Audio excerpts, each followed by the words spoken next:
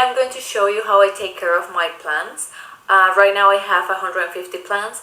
I'm not gonna get more plants. I'm really happy with the plants that I have, but 99 of them are soil free. Just I have like big plants. I think they're like in total like 8 that they're being always with me and they're in soil.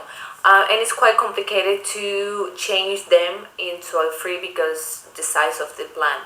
One of them, for example, is this one right here. Is my bulb. This one is pretty big. Doesn't look like, but it's really big, and I just don't want to change it into soil free. But then for the rest, I'm gonna show you what I use. I use some nursery pots inside of a regular pot that doesn't have holes in there. I also use glasses vases or transparent vases. I also have some of these water meters. They're really good. They're inexpensive, but yeah, not all of my plants have this one. Because like I already mentioned it, I have different ways how I keep my plants. Mostly the big plants have this one, like this alocasia that I have here, and this other one here, the lime. They do have this one, and my red emerald too. I also use this for the plants. I mix this with how I keep my plant. For example, this one is it was like a cherry glass, and now it's a pot for my cutting from my maranta. This maranta is going really good. It was a cutting for with just 2 leaves. And right now I have like 7 in there, and there's a new one coming from here. You can also see the roots, really healthy roots here. But this glass, the good things about these ones is that you can see the level of the water. Wait 3 days or a week, so then I can water again. Like this one doesn't have water at all. This one is my alocasia silver dragon. It's been without water for already 2 days, so I'm just gonna wait 2 more days, so then 2 or 3 more days, so then I can water again. This one is my calathea fish bone, and this one you can see is pulling new leaf in there, and this one has a little bit of water, so I can see the water here, the level. You can also see the healthy roots here, so it's really nice. And also with these glasses that you can reuse. And I have this one, like this is like an orchid pot, but I like because it's clear and I can see the level of the water here. And I have these 2 philodendron or phyllos here. This is a Brazil and this is a Mikan, and they're going really good. You can see some new leaves coming from here and there and over here too. So they're now friends. They've been living together here for like 5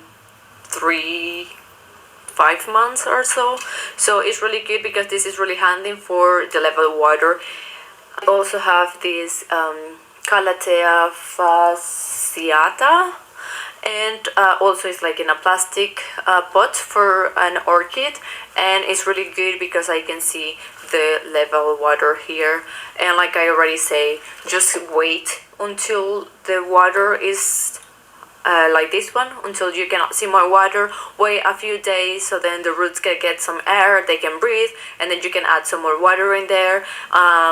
I have, like I already mentioned, 150 plants. 99 of them are soil free. I keep always doing this, water, then I wait for the roots to get some air, and I water again, and they're going like really good.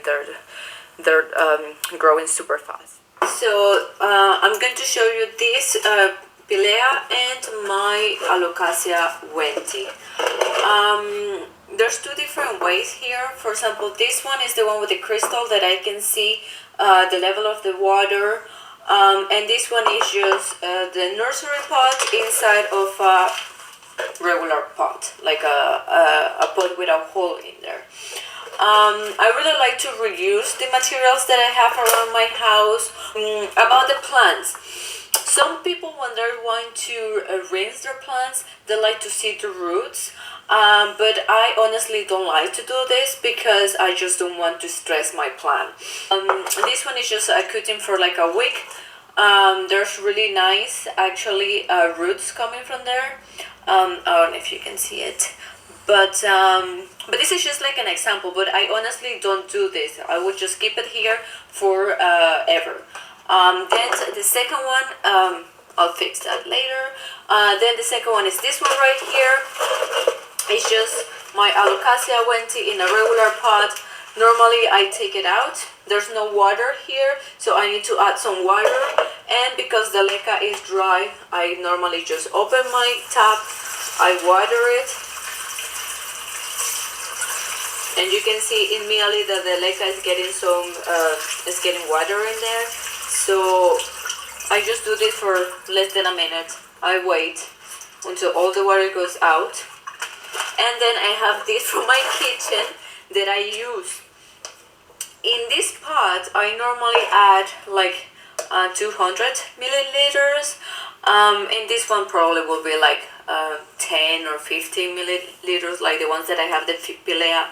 So normally it's always changed. In the big ones, like my red emerald, then I use 500 milliliters. Also that one has the water meter, so I already know by heart that it's 500 milliliters in there. So you just need to like try to find what works for you.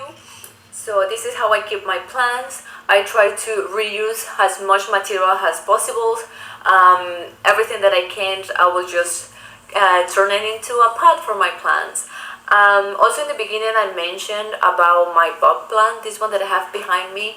I just don't want to transfer into soil free.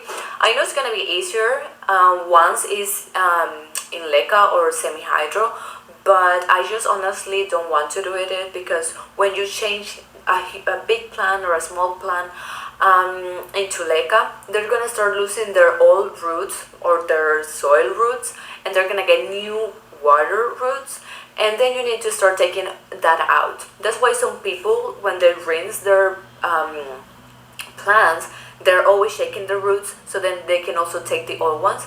But these plants are being always with me for a long time already, so I don't need to do that, and that's why I don't take the plant from their pot or the nursery pot. I just do this when it's been a long time and it's not normal that the plant is still like dying, and then I will check what's going on underneath, like about the roots. And for the rest, they're just being fine. They're doing their transition. Some leaves are dying and new ones are growing. That's the circle, so don't worry about that. So this is my first video ever, so I'm sorry for all the mistakes that I made, also with the names of the plants, but I hope it's handy for you, and maybe you can get some idea from what is working with me. And if you have any questions, I'm always here to help. So yeah, you can always find me in Instagram. So see you next time.